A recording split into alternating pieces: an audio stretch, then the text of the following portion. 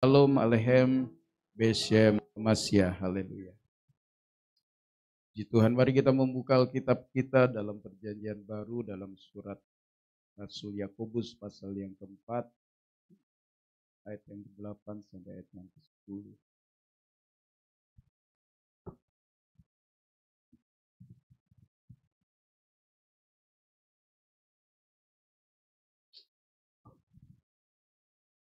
Surat Yakobus pasal yang keempat, ayat 8 sampai ayat yang ke-10. Jika Anda sudah mendapatkan, mari kita menyimak baik-baik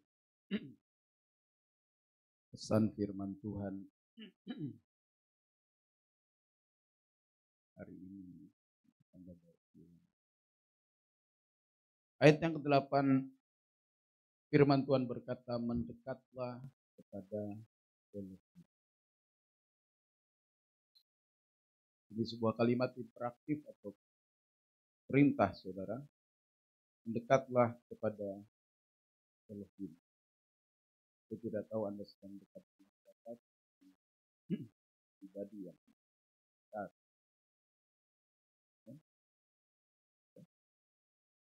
Ada orang-orang yang begitu dekat dengan benda-benda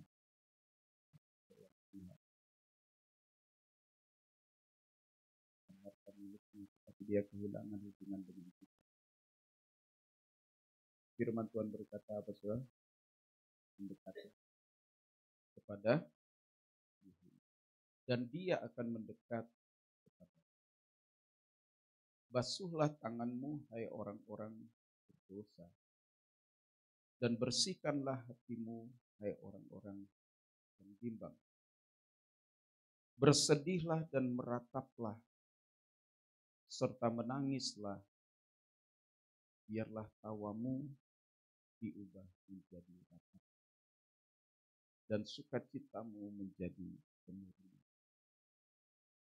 Ini agak bertolak belakang dengan apa yang seringkali disampaikan. Ayo kita jangan menangis, jangan meratap, jangan mirip. Tapi pagi hari ini pesan firman Tuhan berkata, bersedihlah dan merataplah, serta menangislah. Biarlah tawamu diubah menjadi ratapan, dan sukacitamu menjadi. Ayat yang ke-10, rendahkanlah dirimu di hadapan Yahweh, maka dia akan menangis. Saudaraku, Rasul Yakobus adalah seorang rasul yang dalam pengajarannya banyak menekankan tindakan atau works, perbuatan, sebagai manifesto atau perwujudan dari iman. Sehingga faith and work harus ada. Kita tidak boleh hanya memiliki faith tetapi juga work. Dalam pasal 2 ayat 14 di surat yang sama, Yakobus berkata, hai saudara-saudaraku, apakah gunanya jika seseorang dapat berkata mempunyai iman, tetapi tidak mempunyai perbuatan? Apakah iman itu sanggup menyelamatkannya? Paulus berkata bahwa kita diselamatkan oleh iman dan bukan oleh perbuatan. Tapi sekarang Yakobus berkata seperti bertolak belakang, tetapi tidak. Ini saling melengkapi. Yakobus berkata, bisakah iman itu menyelamatkan seseorang? Sanggup menyelamatkan ketika dia tidak mempunyai perbuatan. So, kita harus mengerti bahwa iman dan perbuatan selalu bersama-sama. Amin. Haleluya. Sebagaimana hidrogen dan oksigen bersama-sama dan menjadi air, sehingga rumusnya H2O. Kalau H2 saja maka hidrogen, O2 saja maka dia adalah oksigen. Tetapi kemudian bagaimana menjadi air? Tuhan menciptakan keduanya menjadi satu, menjadi H2O, sehingga Anda memiliki air. Haleluya. Bolehkah saya mengatakan sesuatu air kalau dia unsurnya hanya H atau H2? Tidak bisa. atau sisi satu. Maka H2O adalah air. Saudara mengerti, amin? Itulah yang diajarkan oleh Yakobus, bahkan ayat 17 dalam pasal 2 surat Yakobus, dia lebih ekstrim lagi, dia berkata, demikian pula iman jika tidak mempunyai perbuatan, dengan sendirinya dia itu mampus. Mati atau tidak ada gunanya. Berapapun harga jam tangan atau arloji, kalau sudah mati, apa gunanya, tidak dipakai pun malu. Dari tadi nggak bergerak jarumnya. Saudara, hari-hari ini pesan Yakobus tadi yang kita baca pertama, mendekatlah kepada Elohim dan dia akan mendekat kepada. Saya ingin kita mengerti bahwa hari-hari ini Anda harus semakin dekat dengan Tuhan. Katakan kiri kanan, ayo semakin dekat dengan Tuhan. Pak Edi, ayo semakin dekat dengan Tuhan. Kenapa saudara? Sebab hari Tuhan juga semakin dekat. Tadi di mobil saya cerita, tadi malam saya mimpi. Jadi saya mimpi ada di sebuah perempatan. Saya bersama dengan seseorang tapi saya tidak lihat wajah orang itu ada di belakang saya. Saya melihat ada satu kondisi yang sangat buruk. Batu-batu besar di mana-mana, rumput-rumput liar. Pokoknya tempat itu sudah seperti lama ditinggalkan, habis terjadi bencana atau sesuatu yang tidak baik. Lalu saya tanya kepada orang yang bersama saya tahu ada orang tadi. Saya bilang, ini di mana? Buruk sekali. Sementara dia belum menjawab, saya melihat agak jauh di sana. Ada satu menara dan saya tahu menara itu. Menara yang ada di Paris. Langsung sontak saya bilang, ini di Paris. Ya. Saya kaget pun. Karena Paris itu kan begitu ini. Sebabnya Bandung disebut Paris kan untuk menggambarkan Parisnya Indonesia ya. Parisnya Jawa adalah kita jadi begitu. Jadi mimpinya sampai di situ. Saya menangkap bahwa Tuhan ingin memberikan ke depan kondisi akan semakin buruk. Kita tidak tahu apa yang akan terjadi di Paris. Kita tahu hari-hari ini Paris semakin buruk secara iman. Dan garis-garis keras sudah masuk ke sana dengan persentase yang tinggi. Om Prabowo sudah 2030 Indonesia aman. Ya, saudara ingat beberapa tahun yang lalu beliau sampaikan ya. Sebelum jadi presiden. 2030 Indonesia. Coba kadang kita menganggap itu celoteh. Tapi seringkali Tuhan bicara juga. Sebab itu kalau hari Tuhan semakin dekat, maka yang harus kita lakukan, kita harus semakin dekat dengan Tuhan. Amin. Ada satu kesan dalam ayat itu sebelum kita masuk lebih jauh. Ada satu kesan bahwa Tuhan itu sepertinya nggak mau dekat dengan kita kalau kita tidak mau dekat dengan Dia. Sepertinya Tuhan itu mau kita dekat dulu, baru Dia mendekat kepada kita. Benarkah seperti itu, saudara? Ini sebuah persepsi yang salah. Kalau Anda selama ini memiliki persepsi atau cara berpikir seperti itu, maka itu hal yang tidak benar. Sebab dari awal ketika manusia baru jatuh dalam dosa, siapakah yang mencari lebih dahulu? Manusia cari Tuhan atau Tuhan cari manusia? Tuhan cari manusia. Amin. Dia cari Adam di mana engkau, walaupun dia tahu di mana Adam. Tapi dia mau panggil karena dia sayang sama Adam. Haleluya. Kalau orang masih panggil namamu berarti dia sayang sama Anda. Kalau dia sudah mulai manggilnya, "Shh," itu udah beda ya. Kalau udah panggilnya itu tidak nama, he call you by your name. Dia memanggilmu dengan nama. Haleluya. Lihat sales saudara, sales itu diajarkan kalau bicara. Dia sebut namanya.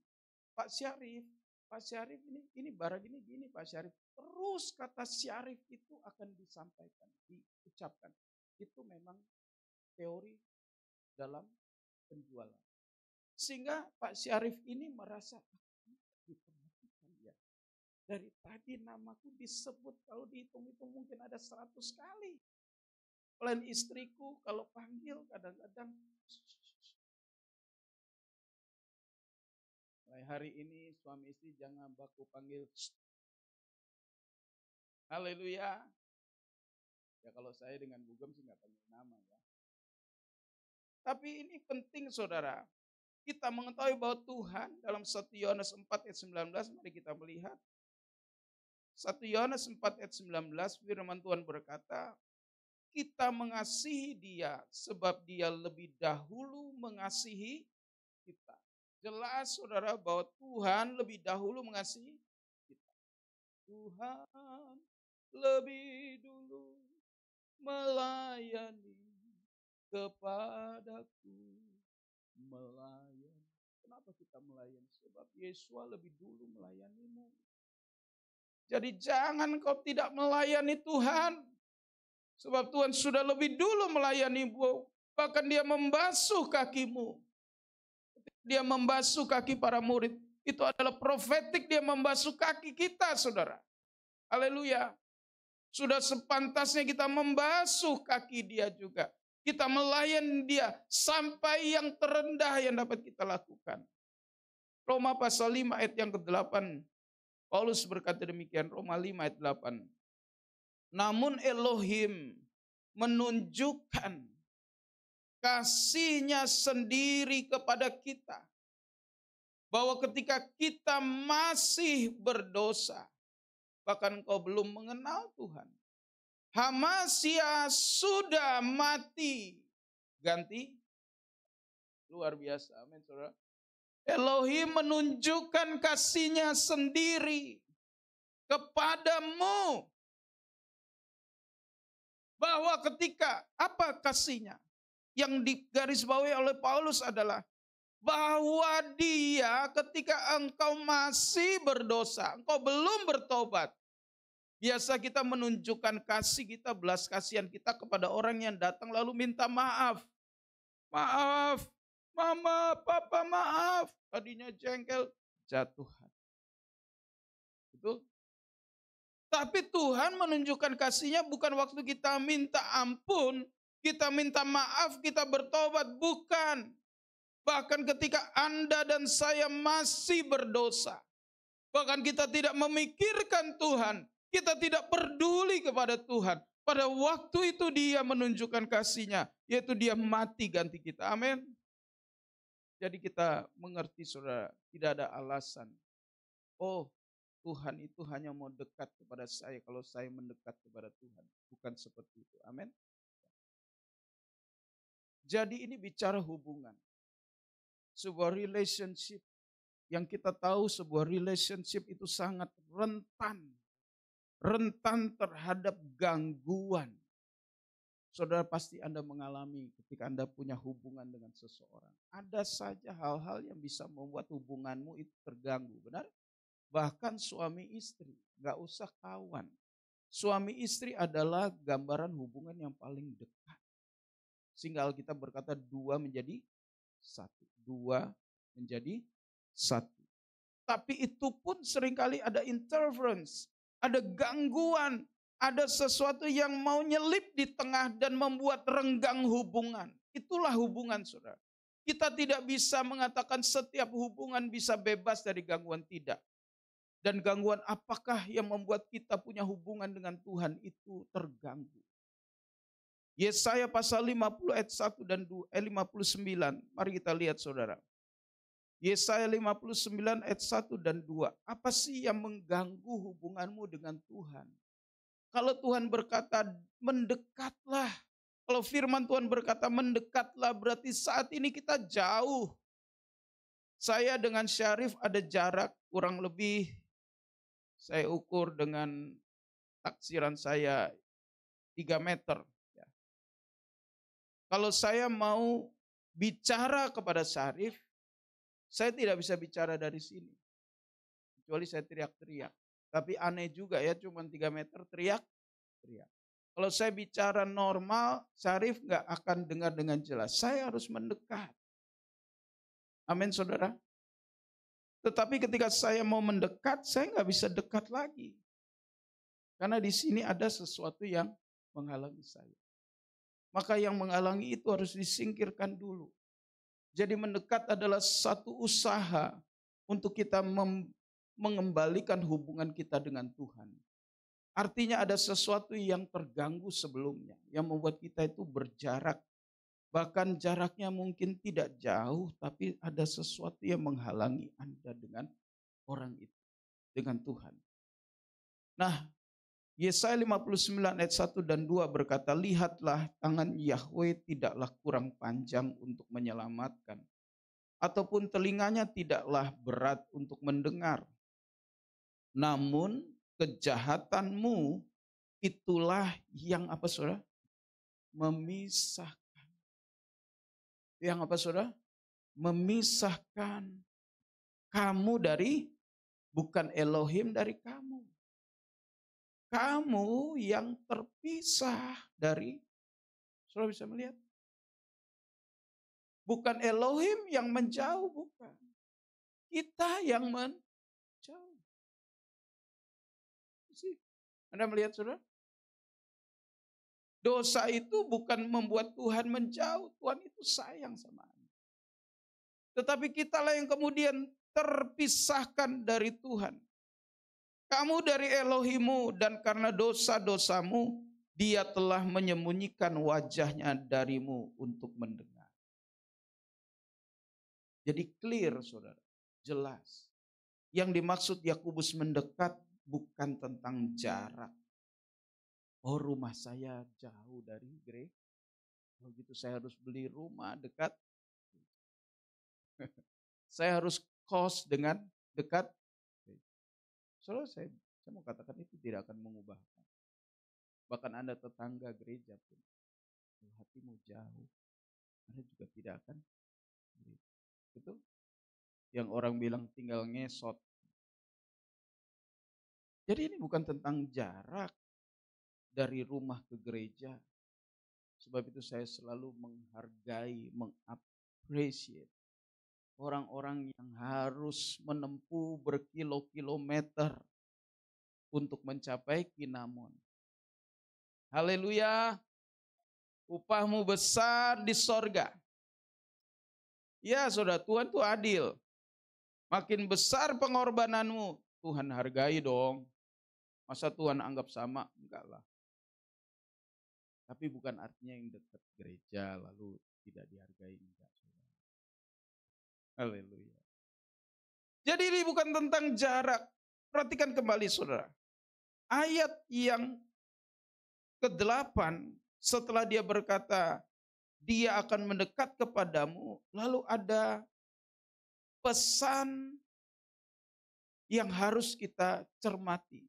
Yakobus berkata, basuhlah tanganmu hai orang-orang berdosa. Kembali pada Yakobus 4 ayat 8. Basuhlah tanganmu hai orang-orang berdosa dan bersihkanlah hatimu hai orang-orang yang bimbang. Jadi ini tentang sebuah tindakan iman. Manifesto dari iman seperti yang saya sampaikan tadi di awal. Yakobus itu banyak mengajarkan work untuk menggenapi faith. Sekali lagi jangan punya H2 saja, Anda harus punya O. Sehingga engkau bisa diselamatkan oleh Tuhan. Terlalu sombong kalau kita berkata cukup iman. Benar saudara, iman itu adalah dasar Apa saudara? Dasar. Saudara mau beli rumah, Anda sudah bayar full payment. Lalu Anda datang ke lokasi. Sudah senang, aku dapat rumah. Lalu ketika Anda tiba di lokasi, ditunjukkan ini Pak kaflingnya. Mana rumahnya Pak? Oh, sudah ada tapi hanya ponda. Anda mau saudara?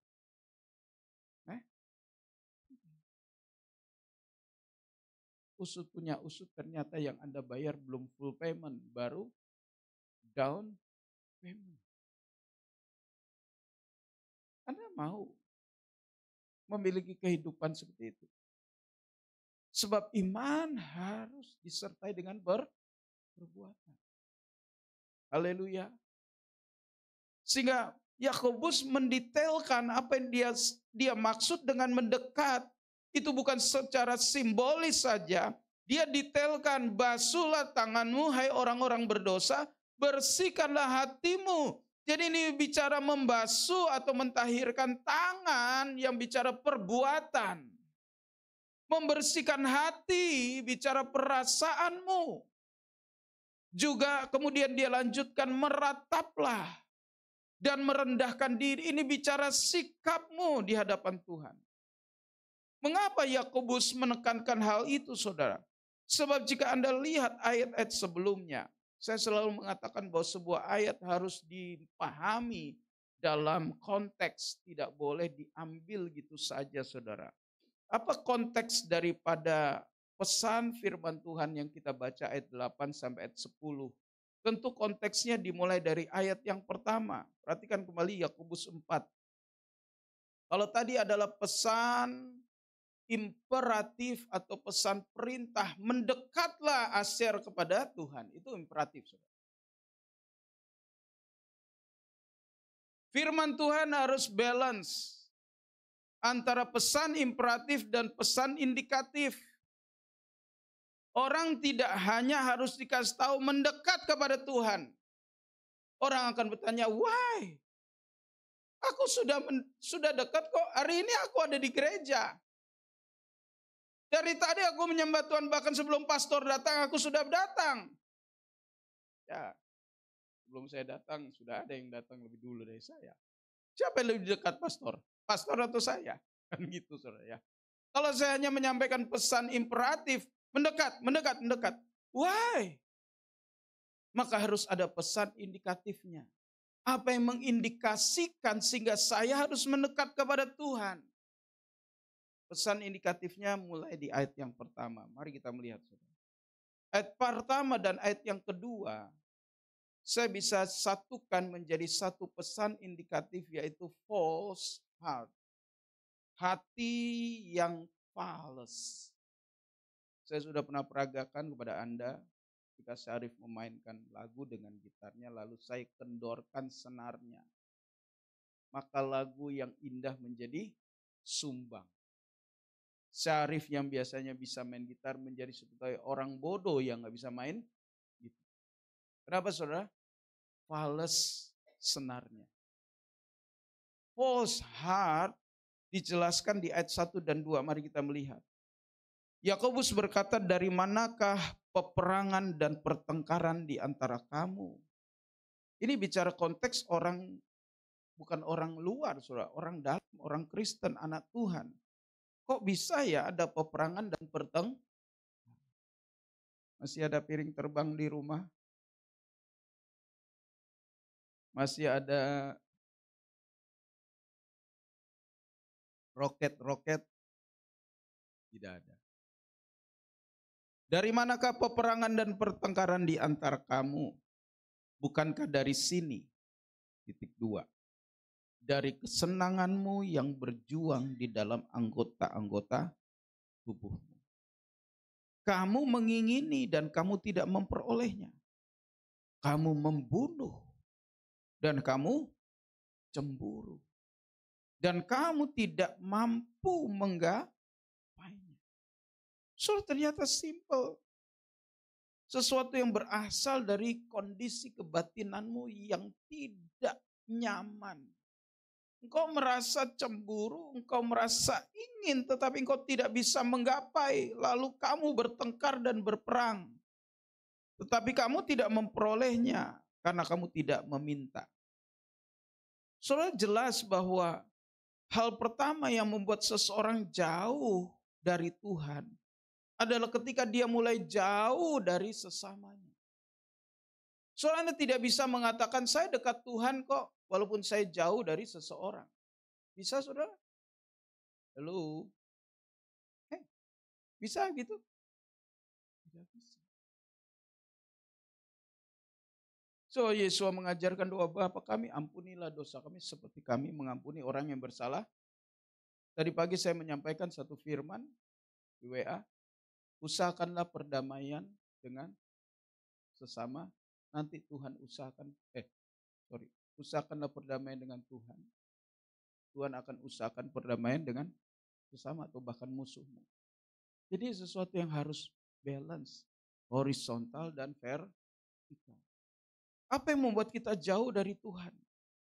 Sesuatu yang ada di hati kita. Hati yang tidak nyaman. Soal kenapa Kain kemudian jauh pergi dari hadapan Tuhan. Anda ingat Kain? Dia bunuh Habel, lalu dia takut, dia pergi kemana?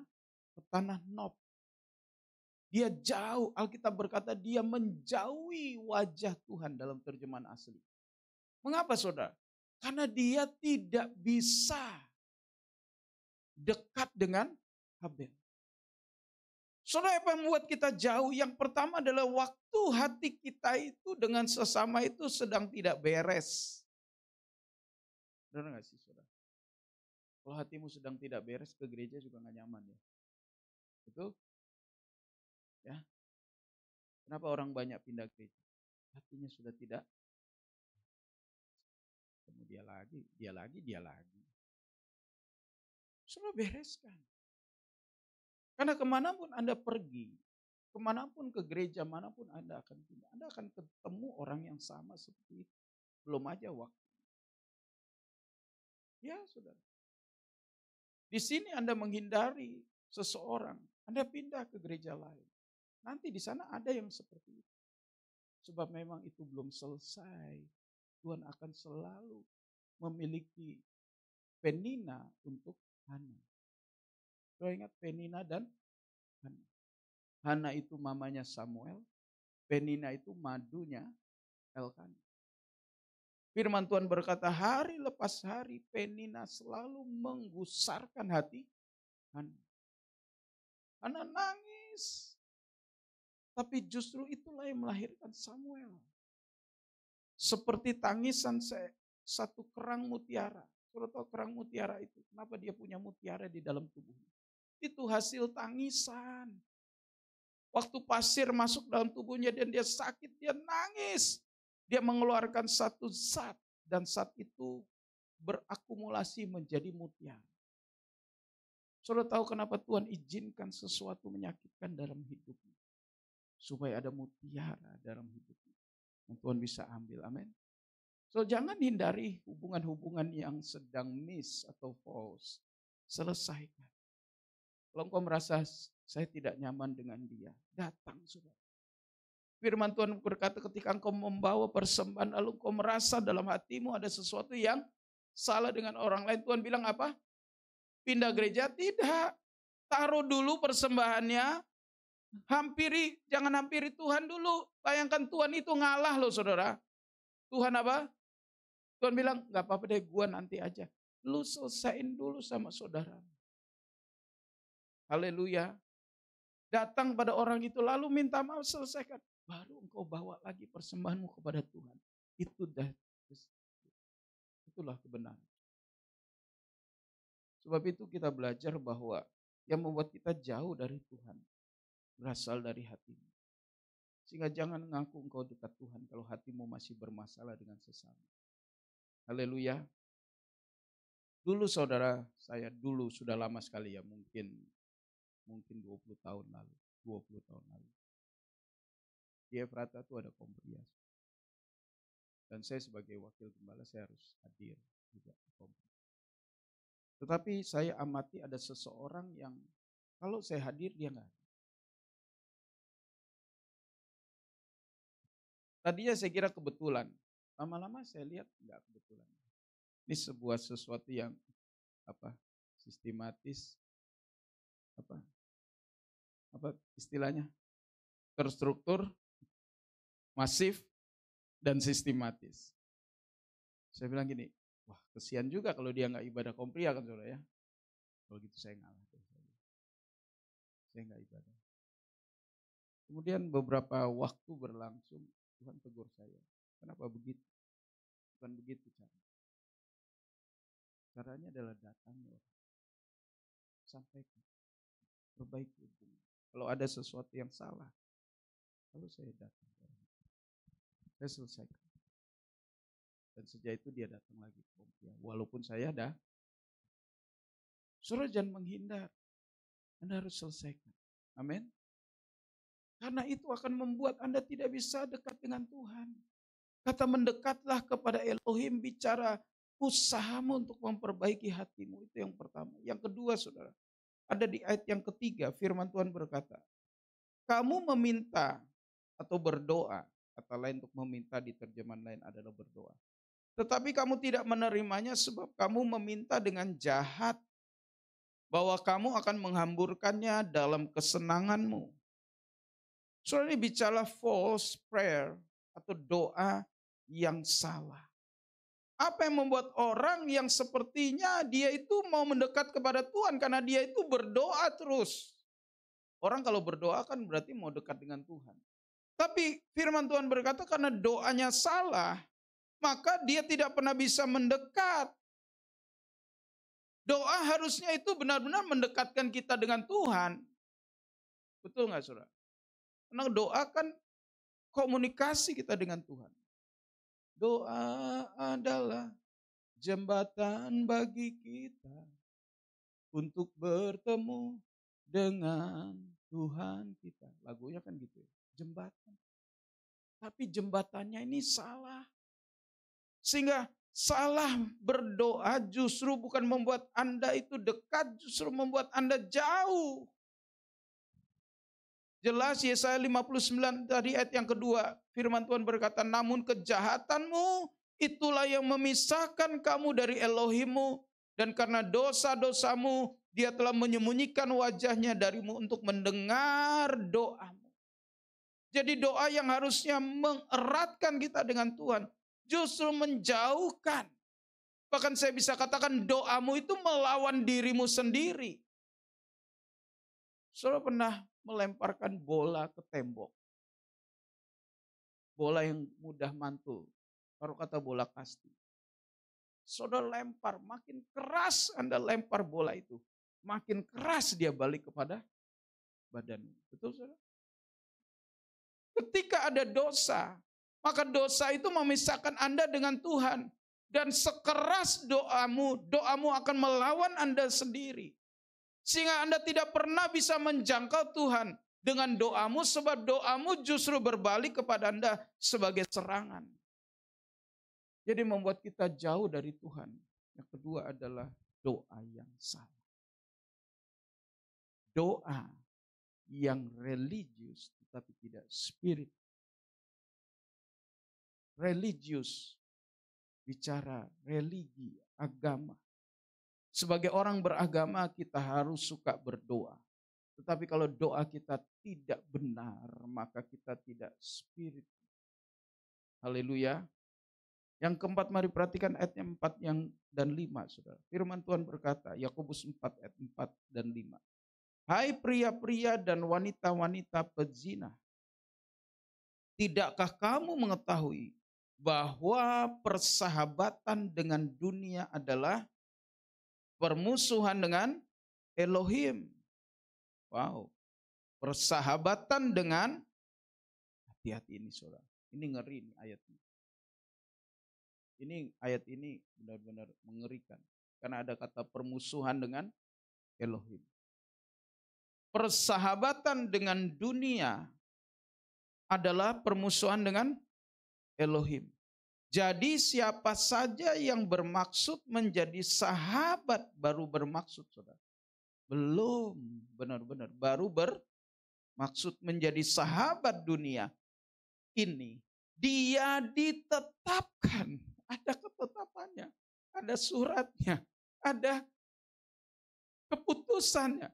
Dia ditetapkan sebagai apa? Musuh Elohim. Ayat 5. Apakah kamu berpikir bahwa kitab suci dengan tanpa maksud mengatakan, dengan kecemburuan dia merindukan roh yang berdiam di dalam kita. Jadi Tuhan itu cemburu. Katakan bersama, Tuhan itu cemburu. Saudara tahu cemburu? Berapa minggu lalu saya khotbah di pemuda, dibakar oleh cemburu. Beda cemburu dengan cinta. Cinta itu, cemburu itu bisa membuat orang terbakar. Kalau Anda lihat kasus pembunuhan, bahkan mutila, selidik punya selidik ternyata cemburu. Suami bakar istri, istri bakar.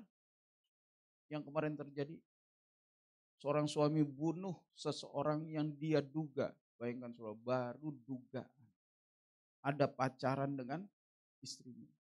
Karena dia lihat WA. Ternyata saudara itu WA dari istrinya si korban. Jadi dia nggak cek betul istrinya si korban ini merekayasa WA. Seolah-olah itu dari suaminya kepada istri si pembunuh. Dihabisi nyawanya. Ternyata salah duga. Saudara, kalau Tuhan cemburu, ini mengerikan. Karena Tuhan itu memang pencemburu. Coba kita lihat Keluaran 34 ayat 14. Saya harus sampaikan ayatnya supaya Anda tidak meragukan. Keluaran 34 ayat 14. Sebab kamu tidak boleh menyembah kepada ilah lain. Karena Yahweh yang namanya, baru namanya itu cemburu. Dia punya gelar Yahweh cemburu.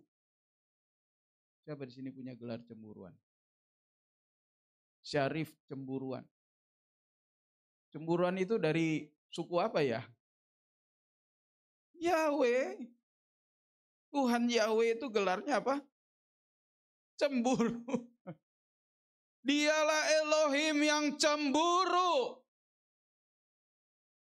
Arti cemburu enggak mau diduakan. Siapa di sini ibu-ibu yang mau diduakan?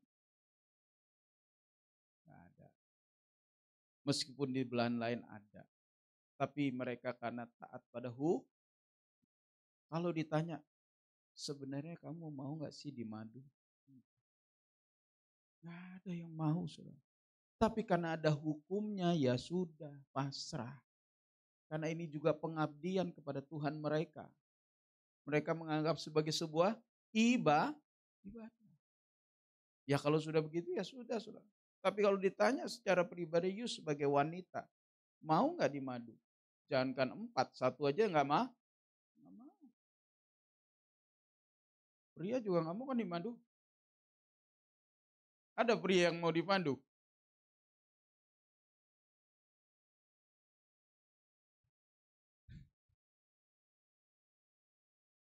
Nah, kenapa memakai kata persahabatan Yakobus ayat yang keempat? Tidakkah kamu mengetahui bahwa persahabatan dengan dunia? Kenapa Yakobus memakai terminologi persahabatan? Dulu ada lagu persahabatan adalah bagaikan persahabatan bagai kepompong. Apa maksudnya?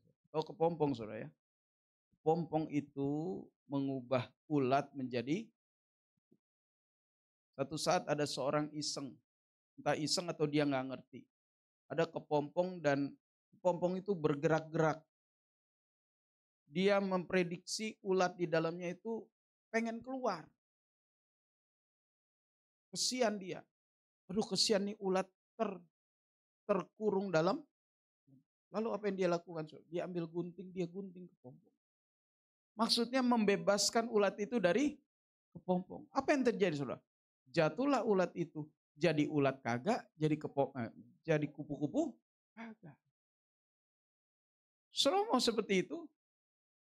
Balik jadi ulat kagak, jadi kupu-kupu juga. Masuk surga enggak, masuk neraka juga kagak. Sebab itu hati-hati dengan persahabatan. Sebab dosa itu adalah sesuatu yang dipelajari. Katakan bersama dipelajari. Dan gurunya adalah persahabatan atau sahabatmu. Saudara, tidak ada orang yang langsung expert dalam dosa. Dia belajar. Semua yang kita dapat lakukan adalah proses hasil proses. Semua pemusik yang main musik, apa langsung bisa? Oh lahir langsung bisa, gincreng-gincreng. Kagak saudara. Dari nggak tahu apa-apa sampai mahir. Amin. Semua yang dapat kita lakukan adalah proses belajar. Bahkan ada yang namanya toilet training untuk anak-anak kecil. Diajarin bagaimana sih kalau BAB apa yang harus kamu lakukan. Kalau nggak diajarin, taruh saudara. Taruhan saudara. Coba deh kita tes ya. Salah satu anak kecil nggak usah diajarin toilet training. Nanti dia habis BAB apa? Udah. Ya gitu. Karena nggak dia. Immanuel udah toilet training? Coba tanya. Kalau habis BAB, cebok sendiri atau dicebokin? Masih dicebokin? Berarti belum toilet training dia. Usia berapa?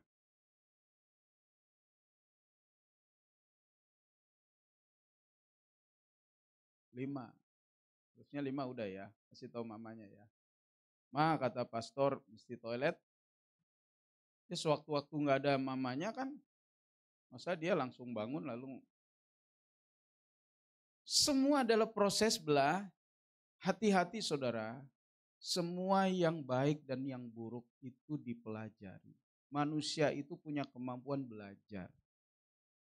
Learning process itu hebat manusia. Gak usah manusia. Hewan saja bisa punya learning process. Bisa mengalami learning process. Jadi kenapa dipakai term persahabatan? Karena memang dosa itu proses belajar. Dari nggak tahu apa-apa dikasih tahu, lu tahu nggak rokok? Enggak. Oh, lu belum tahu rokok? Enggak. Nih, oh diamati saudara. Ini gimana makainya? Oh, lu belum tahu cara makainya? Taruh di mulut lu. Ntar ya gue nyalain korek. Oh jangan kan. Oh tenang. Udah nyala. Kayak orang belajar motor kan. Pencet. Udah. Oke sekarang jalan pelan. Ya taruh motornya di jalan. Karena memang perlu proses belajar. Saya percaya Anda semua mahir berdosa karena Anda belajar. Kalau nggak belajar sama orang, belajar sama Google kan. Hati-hati dengan persahabatan, jangan anggap enteng. Saya tahu rokok pertama kali, bukan dari siapa-siapa, dari sepupu saya. Waktu itu saya masih SD. Saya, ya puji Tuhan saudara, begitu saya isap, saya langsung, dan saya nggak mau. Nggak enak. Dia bilang enak, tapi saya bilang nggak enak. Untung, ya. Saya belajar tato. Tahu nggak dari siapa? Dari sepupu saya. Bagaimana caranya membuat tato dan tidak bisa hilang, saudara. Saya ke bengkel, orang bengkel lihat, wah, Pak preman juga ya. Di Indomart, ditanya di Indomart mana? Saya bilang waktu itu belum ada Indomart. Saudara, persahabatan dengan dunia adalah permusuhan dengan Elohim. Saudara, ini sesuatu yang serius karena Tuhan langsung menetapkan dia adalah musuh daripada Tuhan. Jadi kita harus menjaga supaya kita tidak hidup dalam kewajaran anak dunia. Kewajaran anak dunia. Bagi mereka wajar. Bagi Tuhan tidak wajar.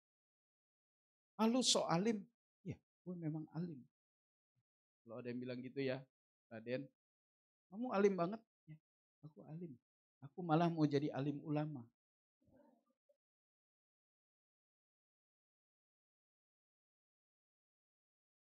Jadi kita harus kenal, saudara, pribadi yang kita layani. Ketika kita hidup tidak dalam sesuai dengan hati Tuhan. Pada waktu itu Anda depart from God. Anda terpisah dari. Ada orang-orang bahkan ada di mimbar ini. Tetapi dia tidak mengenal hati Tuhan. Apa yang Tuhan suka dan apa yang tidak dia suka. Maka pada waktu itu, saudara, dia itu jauh dari Tuhan. Walaupun dia ada di titik yang paling sentral dalam sebuah gereja. Tapi dia nggak tahu apa itu menyenangkan hati Tuhan. Dia kira dengan nyanyi-nyanyi Tuhan senang. Enggak, saudara. Tuhan bukan senang waktu Anda nyanyi. Tuhan senang waktu Anda tahu isi hati. Amin. Perasaan Tuhan. Perasaan. Jagalah perasaan Tuhan. Haleluya. Yang berikutnya ayat yang ke-6 mari kita lihat, saudara. Firman Tuhan berkata, namun dia memberi anugerah yang lebih besar. Karena itu dia berfirman, Elohim menentang orang-orang yang takabur atau proud atau angkuh. Tetapi dia memberi anugerah kepada orang-orang yang rendah hati. Yang berikutnya adalah false position. Merasa di atas angin, merasa itu dia punya segalanya. Merasa dia itu lebih dari orang yang lain. Pada waktu itu ternyata Elohim menentang orang-orang yang takabur. Kalau tadi memusuhi, sekarang menentang. Lebih parah nggak, saudara? Menurut saya lebih parah. Kalau memusuhi kan, ya sudahlah, gue nggak mau ketemu dia lah, itu memusuhi. Kalau menentang tuh against, aktif untuk melakukan sesuatu yang idenya ditentang, apa yang ditentang. Kan Anda jengkel nggak kalau Anda di rapat semua idemu itu ditentang? Oh Pak, menurut saya gini. Oh enggak. Ya udahlah, tinggalin aja rapatnya. Kalau menentang artinya benar-benar mau melenyapkan satu entitas. Saya pikir kita mengerti bahwa kita tidak boleh menjadi angkuh. Amin. Waktu Anda berpikir bahwa Anda jauh lebih baik dari orang lain, itu sudah. Haleluya. Yang berikutnya yaitu di ayat yang ke-7. Karena ini pesan indikatif, saya harus detail memberikan indikasi apa yang membuat seseorang itu jauh dari Tuhan. Yakobus 4 ayat yang ke-7. Karena itu tundukkanlah dirimu kepada Elohim, lawanlah si iblis, maka dia akan melarikan diri daripadamu. Ini bicara sikap. Jangan false attitude. Jangan sikapmu salah. Engkau memang harus menentang atau melawan iblis.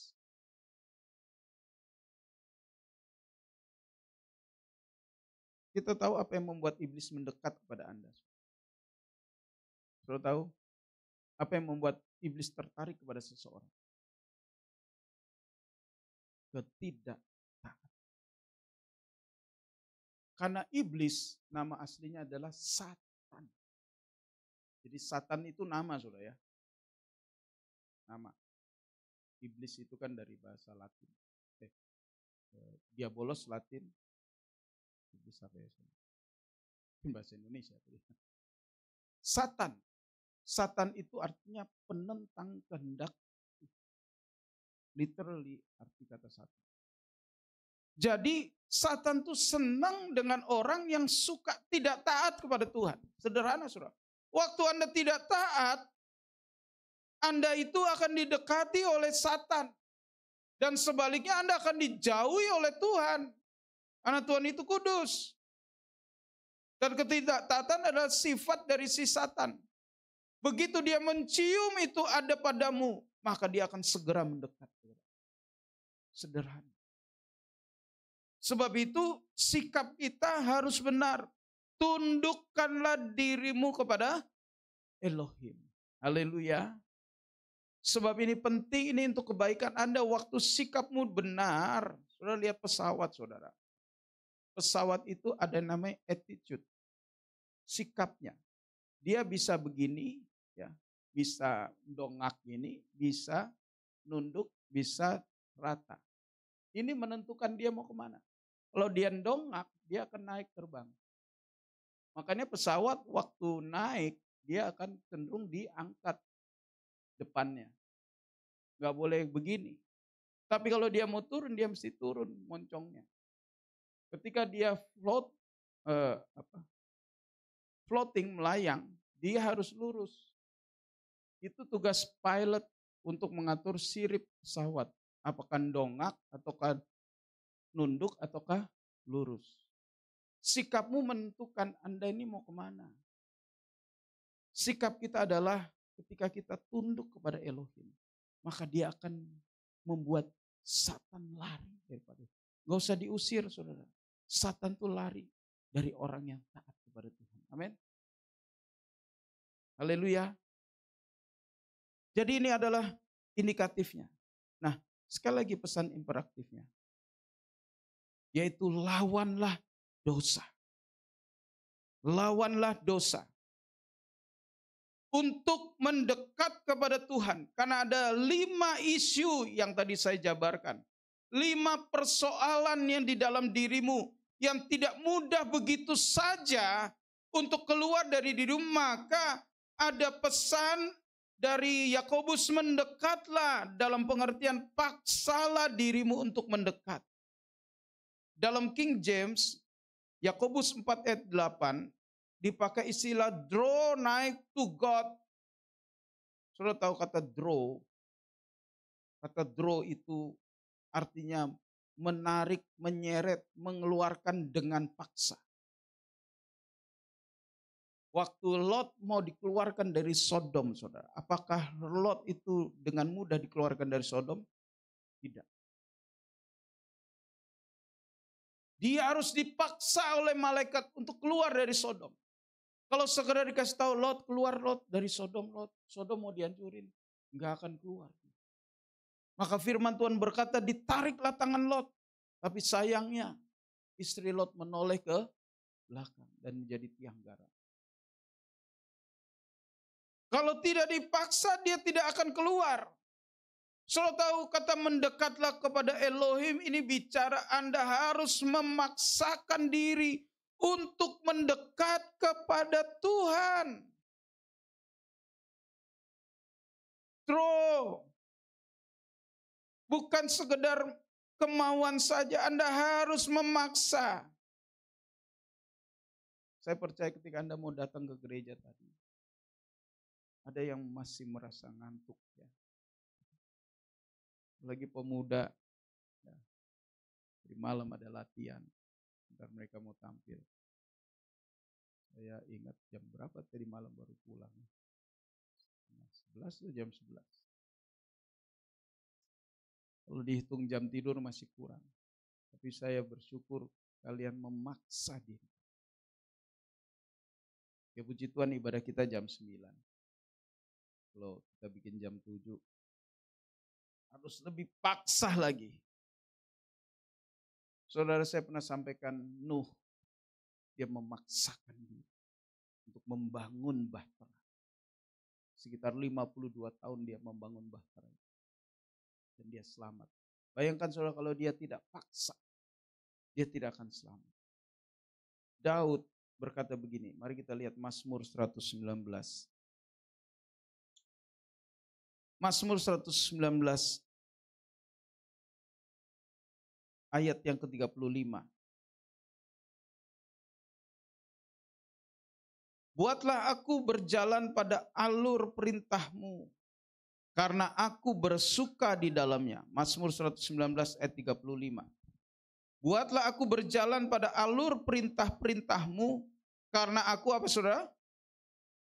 Daud adalah seorang yang suka dengan firman Tuhan. Saya tidak tahu apakah Anda punya kesukaan dengan firman Tuhan.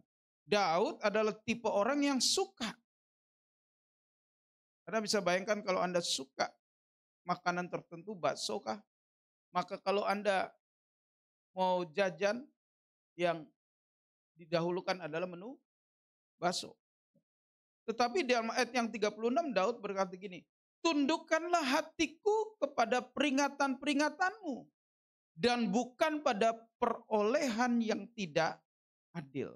Dalam terjemahan TB dikatakan condongkanlah hatiku. Dalam terjemahan King James dipakai ungkapan incline my heart. Suatu incline itu adalah kebalikan dari decline.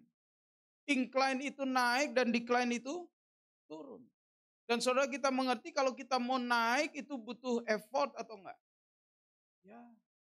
Meskipun Anda menggunakan kendaraan, motor atau mobil, waktu Anda menghadapi tanjakan Anda harus tekan pedal gas lebih dalam. Kalau Anda pedal gasnya sama seperti waktu Anda jalan datar, maka mobil itu akan berhenti. Seperti itu. Anda harus tekan lebih dalam, maka mobil itu akan naik. Demikian pula motor. Incline my heart maksudnya Daud memahami bahwa sekedar suka kepada firman Tuhan tidak akan membawa dia kepada ketaatan. Dia harus memaksakan. Dia minta Tuhan, bahkan Tuhan paksa aku. Haleluya. Paksa dirimu mendekat, saudara. Kalau engkau mengikuti kemauanmu, kesukaanmu saja, kenyamananmu, Anda tidak akan mendekat. Dan ingat, makna mendekat itu adalah apa yang saya sampaikan tadi. Satu usaha untuk menyingkirkan 5 isu yang membuat Anda itu terpisah dari Tuhan, itu bukan hal yang mudah. Ambil contoh, Anda sedang tidak cocok hatimu dengan orang. Anda perlu usaha. Usahakan, saudara. Karena waktunya semakin. Haleluya. Tuhan semakin dekat. Amin. Mendekatlah kepada Tuhan. Paksa diri. Kalau ngikutin kemauan daging, Anda tidak akan dapat dekat Tuhan. Percaya saya. Anda tidak akan bisa mendekat Tuhan. Karena tidak sesederhana kata mendekat. Kalau tahu waktu saya dengan Bugem belum menikah. Bukan cuma saya yang naksir.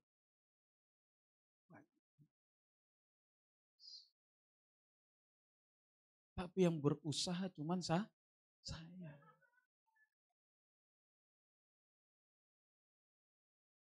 Yang effort cuman saya, yang lain effortless.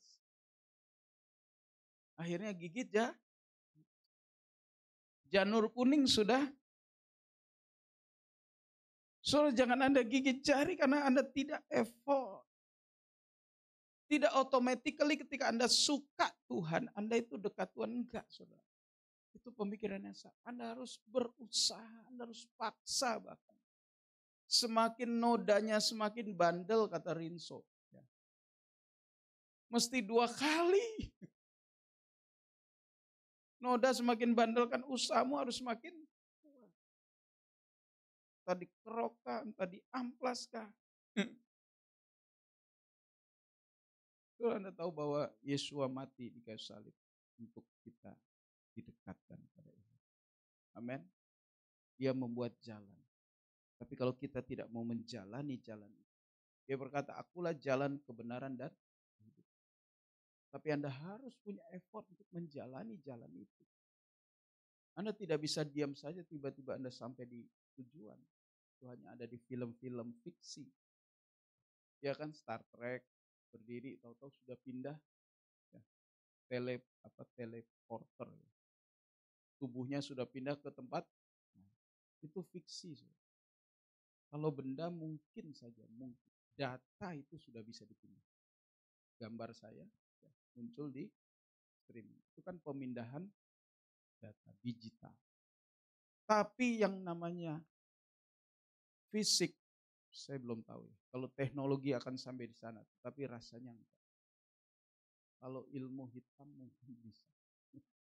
Tapi kalau teknologi saya belum yakin itu bisa. Tapi suatu saat memang ada. Tapi sampai hari ini tidak bisa. Anda harus jalan menuju tempat itu. Haleluya. Hari ini apa yang dari 5 isu itu, apa yang ada terjadi dalam hidupnya. Mari kita minta Tuhan pulihkan kita. Amin. Siapkan dirimu untuk menyambut perjamuan kudus. Minta Tuhan pulihkan. Minta Tuhan. Anda harus berusaha tetapi kita tidak bisa mengandalkan kekuatan kita. Anda harus minta kasih karunia Tuhan. Kalau di hatimu ada sesuatu yang tidak baik, tidak nyaman dengan seseorang, bahkan mungkin ada di ruangan ini orang itu. Saya beri kesempatan untuk kita memperbaiki hubungan itu sebelum kita makan tubuh dan darah Yesua. Minta Tuhan pulihkan. Sambil kita menyanyikan sebuah lagu, saya beri kesempatan Anda untuk menyiapkan diri. Izinkan Roh Kudus menunjukkan apakah itu 1 dari 5 atau 2 dari 5 atau 3 atau 4 dari 5 atau kelima-limanya. Yang saya sampaikan tadi telah menghalangi kehidupanmu dekat dengan Tuhan. Apakah itu satu hati yang fals? Apakah itu doa-doa yang fals? Apakah itu ada persahabatan dengan seseorang yang tidak berkenan di hadapan Tuhan? Itu pun dapat memisahkan kau dari kasih Tuhan. Apakah perasaanmu yang sombong dan angkuh? Atau sikapmu yang tidak mau merendahkan diri di hadapan Tuhan? Mari izinkan Tuhan menyatakan indikasi-indikasi yang ada. Sehingga pesan imperatif ini, perintah ini untuk mendekat kepada Tuhan, bukan sekedar pesan dan perintah, tapi ini dapat Anda genapi. Ku kagumi caramu mencintaiku, kau ada di cerita proses hidupku. Di titik terendahku kau hadir untuk mengangkatku. Ku tahu kau tak menyerah akan hidupku. Ku kagumi caramu mencintaiku, kau ada di cerita proses hidupku. Di titik terendahku kau hadir untuk mengangkatku. Ku tahu kau tak menyerah akan hidupku. Tak terbatas kuasamu,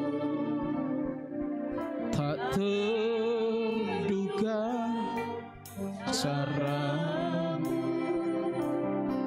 kau yang ku andalkan di setiap langkah hidupku. Tak terbatas kasih, tak terbatas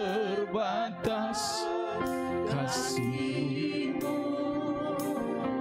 tak terduga jalan-Mu, kau yang ku percaya di segala musim hidupku. kagumi cara Tuhan memulihkan kita. Ku kagumi cara-Mu mencintai. Kau ada di cerita proses hidupku. Di titik terendahku Kau hadir untuk mengangkatku. Ku tahu Kau tak pernah atas hidupku. Ku kagumi cara-Mu mencintaiku. Kau ada di cerita proses hidupku. Di titik terendahku Kau hadir untuk mengangkatku. Ku tahu Kau tak menyerah atas hidupku. Tak terbatas kuasa-Mu, oh tak terduga cara-Mu. Kau yang ku andalkan di setiap langkah hidupku. Tak terbatas kasih-Mu, tak terduga jalan-Mu. Kau yang ku percaya di setiap musim hidup. Tak terbatas, tak terbatas. Ada kuasa yang tidak terbatas pagi hari ini. Mari bawa hidupmu semakin dekat dengan Tuhan untuk engkau dipulihkan. Kau yang ku andalkan di setiap langkah hidupku. Tak terbatas kasih-Mu ya Tuhan. Tak terduga. Amin, haleluya. Kau yang ku percaya di setiap musim hidupku. Bawa dirimu kepada Tuhan biar Dia memulihkan engkau. Sebelum kita mengambil bagian dalam tubuh dan darah Yesus, pastikan engkau menemukan indikasi-indikasi yang membuat engkau terjauhkan dari Tuhan. Jika engkau sudah menemukan, mari datang kepada Tuhan. Minta kasih karunia, kuasa dan belas kasihan-Nya, supaya Dia memulihkan engkau dan Anda tidak lagi jauh dari Tuhan. Rendahkanlah dirimu di hadapan Tuhan, saudara. Akui segala kesalahanmu jika engkau menemukan itu ada pada dirimu. Jangan biarkan dirimu terpisah dari Tuhan, walaupun engkau ada di tengah-tengah gereja ini. Tak terbatas kuasa-Mu, tak terduga cara-Mu. Kau yang ku andalkan di setiap langkah hidupku. Tak terbatas kasih, tak terduga jalan-Mu ya Tuhan, jalan-Mu. Kau yang ku percaya di setiap musim